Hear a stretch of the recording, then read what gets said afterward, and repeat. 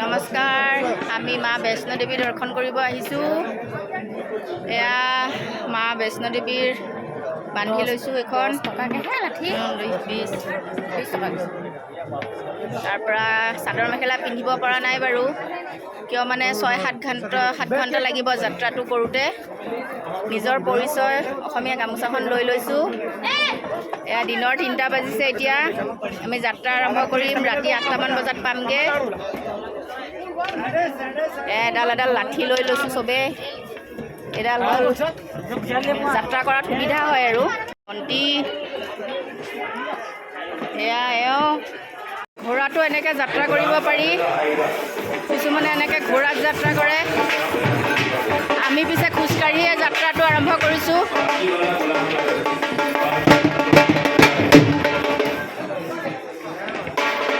হাজাৰ মানুহ যাত্ৰা কৰি আছে। এয়া পালকিটো যাত্ৰা কৰিব পাৰি। এনেদৰে পালকিও আছে। এয়া সৰু বাচ্ছা এয়া ভিতৰত দোকান মা বৈষ্ণদেৱী। এয়া হ'ল ষ্টুডিঅ'। ইয়াত ফটো উঠিব পাৰে মা বৈষ্ণদেৱীৰ। এয়া ষ্টুডিঅ'।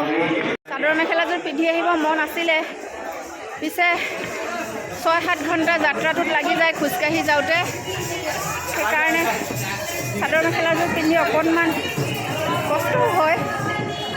সেইকাৰণে এয়া ড্ৰেছে পিন্ধিছোঁ, উপায় নাই আৰু।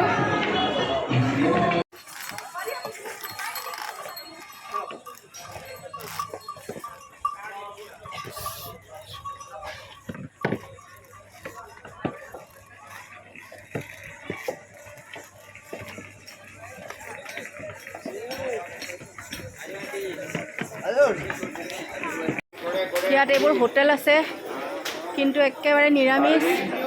আদা, নহৰু, পিঁয়াজ একোৱে ব্যৱহাৰ নহয়। খোজকাঢ়িলোঁ, এতিয়া তিনিওটাই অকণ বহি লৈছোঁ। পানী অলপ খাই লওঁ। চুলি বান্ধি ল'লোঁ। আধা ঘণ্টামান খোজকাঢ়ি অকণমান বহি লৈছোঁ। এয়া আৰু ORS পানী খাওঁ।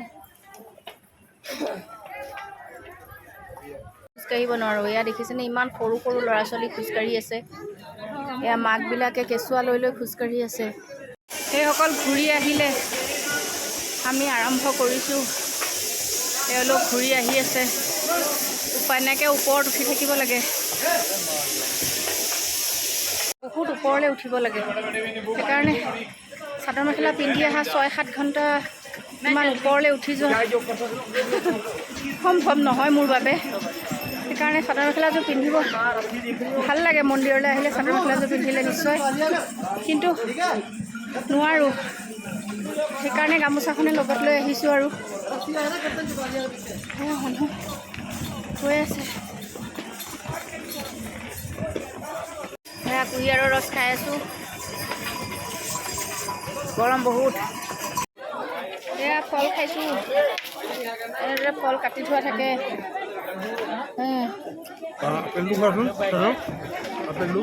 সোৱাদ নেকি?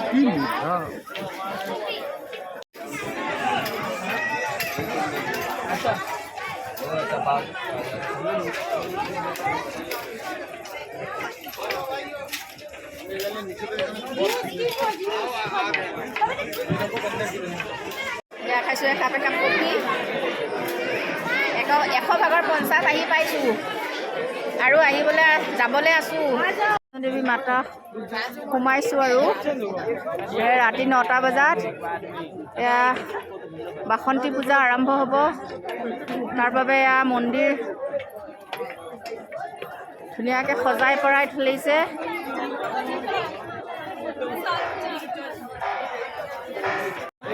কিমান ধুনীয়াকৈ সজাইছে।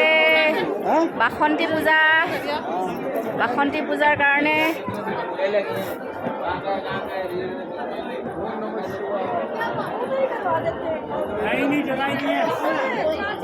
বহুত ধুনীয়া লাগিছে।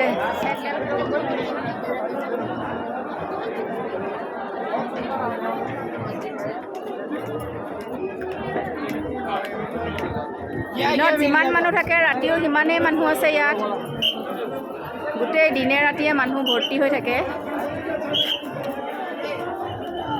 বাসন্তী পূজাৰ উপলক্ষে ধুনীয়াকৈ সজাই তুলিছে মন্দিৰ। বহুত ঠাণ্ডা, যিমান ওপৰলৈ আহি আছোঁ সিমানে ঠাণ্ডা। গামোচাখন কাণত বান্ধি লৈছোঁ।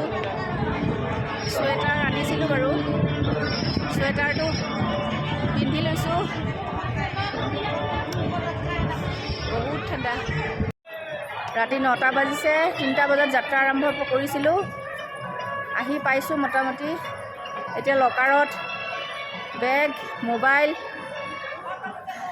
বেল চেল চব থ'ব লাগিব। তাৰপিছত আকৌ যাত্ৰা মাতাৰ ওচৰলৈ।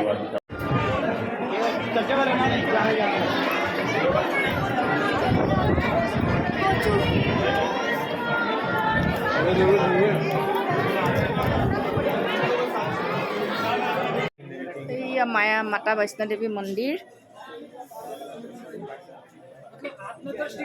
এই তলৰ পৰা আৰু সিমানখিনি দূৰত আমাৰ যাবলৈ আছে।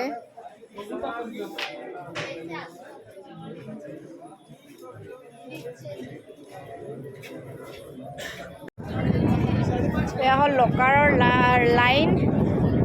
এনেকৈ লাইন পাতি পাতি লকাৰলৈ যাব লাগে। মানে লকাৰত এতিয়া জোতা, মোজা, বেল্ট, বেগ চব থৈ দিব লাগিব। তাতে থৈ পেলাই আমি তাৰপৰা লাইন পতাওঁতেনে ভাল আছিল। আৰু লাইন অহাৰ সময়ত আৰু উঠি যাব লাগিব, আৰু ইপিনে উঠা। একেবাৰে মাতাজী দেখাব নোৱাৰিম, যিহেতু আমি ইয়াতে মোবাইল চোবাইল চব জমা দি দিব লাগিব। লকাৰত নিজৰ নিজৰ লকাৰত থৈ দিব লাগিব। আৰু ইয়াৰ পৰা 20-25 মিনিটৰ ৰাস্তা আছে। মাতাজী দৰ্শন কৰি ওলাই আহি আকৌ লকাৰৰ পৰা জোতা মোজা লৈ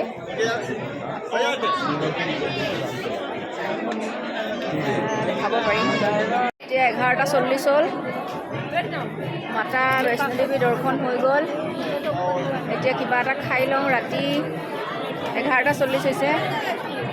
ইয়াৰ পাছত ভৈৰৱ বাবা দৰ্শন আছে। মানে বৈষ্ণোদেৱী দৰ্শন কৰাৰ পিছত ভৈৰৱ বাবা দৰ্শন কৰিলেহে হেনো যাত্ৰাটো সুফল হয় বুলি কয় আৰু।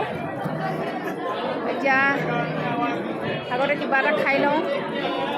ৰাতিপুৱাৰ পৰা যিহেতু একো খোৱা নাই, পানী, জুচ, চাহ খাই আছোঁ। ভাগৰি গৈছোঁ আজি। দৰ্শন বাৰু সফল হ'ল।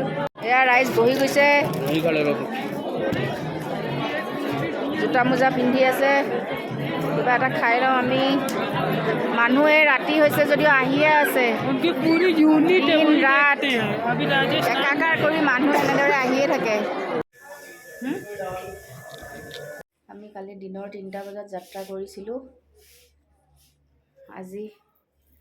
আজি ৰাতিপুৱা 8:30 বজাত আহি পাইছোঁ। ভাগৰ লাগি গৈছে, ভৰি নচলা হৈছে। কালি গোটেই দিন প্ৰায় গোটেই ৰাতি অলপ বহোঁ, অলপ উঠোঁ। তেনেকৈ যাত্ৰাটো শেষ কৰি এতিয়া ৰুম পাইছোঁ। ফ্ৰেছ হওঁ অকণমান।